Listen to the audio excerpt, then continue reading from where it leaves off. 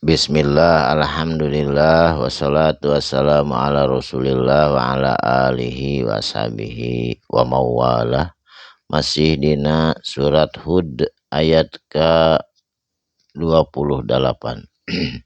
A'udzu billahi minasyaitonir rajim. Bismillahirrahmanirrahim. Qala, nyarios atau berkata Nabi Nuh tiap dinten terus-terusan dakwah.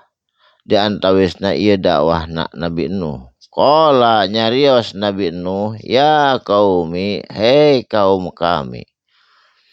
Aro'aitum, kumaha pendapat anjeun. Jaden Nabi Nuh mas sareng kaum teh dekat pisan.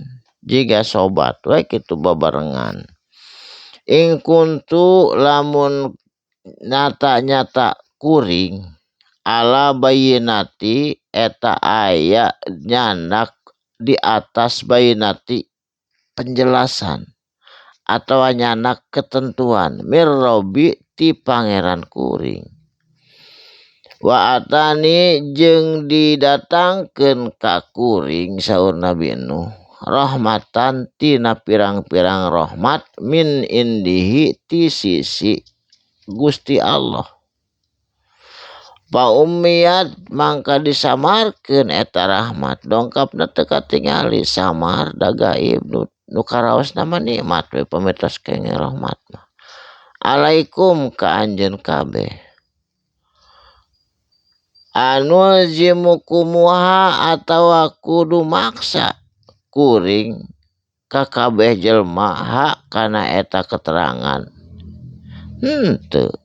Bade ngikut kena keterangan ti Allah mangga, bade ingkar oge mangga. Da eta mah wajib dakwah, wajib nyampekeun unggul Nabi Nuh mah. Ari maksa mah teu kedah. Da eta mah kumaha keur tegah teh, kumaha hidayah dongkapna.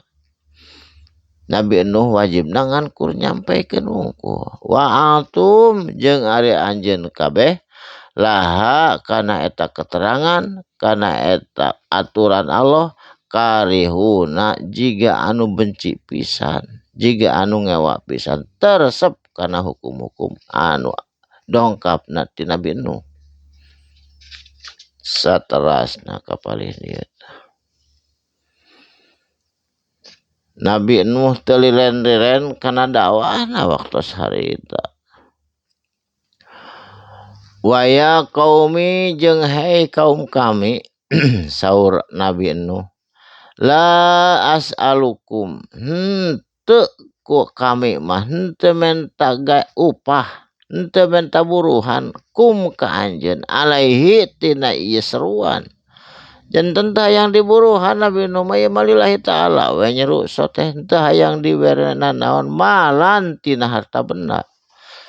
Teu nyuhunkeun naon Nabi Nuh mah in ajrin lamun aya pahala teh oge illa Allah kajaba kecuali hoyong diganjarna alallahi ku Gusti Allah. Wa ma ana jeung henteu ari kuring saur Nabi Nuh bitoridi bakal ngusir ka kabeh jalma walaupun can lebet kana kaislaman can mukmin.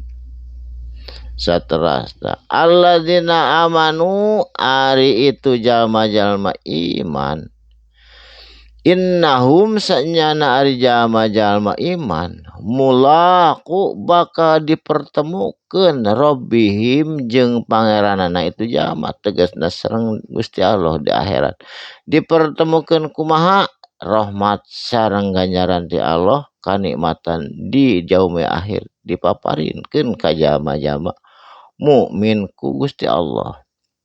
Walakini jeung tatapina ari kuring arokum ningali anjeun kaum tajhalun kaum anu masih keneh jahil masih keneh bodoh teu acan apa yen eta teh keterangan dongkapna sumberna ti Gusti Allah. Wa ya qaumi jeung hei kaum kami may yang suruni saha anu bisa nulungan tina azab Allah minallahi tina azab Allah in taradtuhum lamun anjeun kabeh diusir di dunia ieu, disingkirkeun di dunia ieu, dilebetkeun kana alam barzah bari meunang siksaan.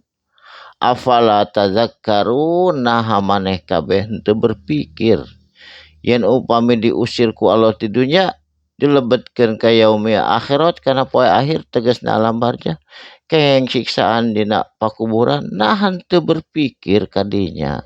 Sabab naon? Masih keneh tajahalun, masih keneh dalam keadaan bodoh, terang yen ieu teh sumberna betul-betul di Allah Subhanahu wa taala. Tah kitu kudu dilepaskeun tina tajahalun, kudu dilepaskeun tina kabodohan, kudu pinter dina sagala hal supaya caang terang benderang dalam menempuh hidup anu penuh dengan godaan jeung cobaan teh. Tah kitu mudah-mudahan aya manfaatna dinten ieu, dinten Kemis kaping 8 Mei. Moga-moga urang sadayana dipaparin kesehatan, dipaparin ku Allah panjang yuswa bari taat ibadah.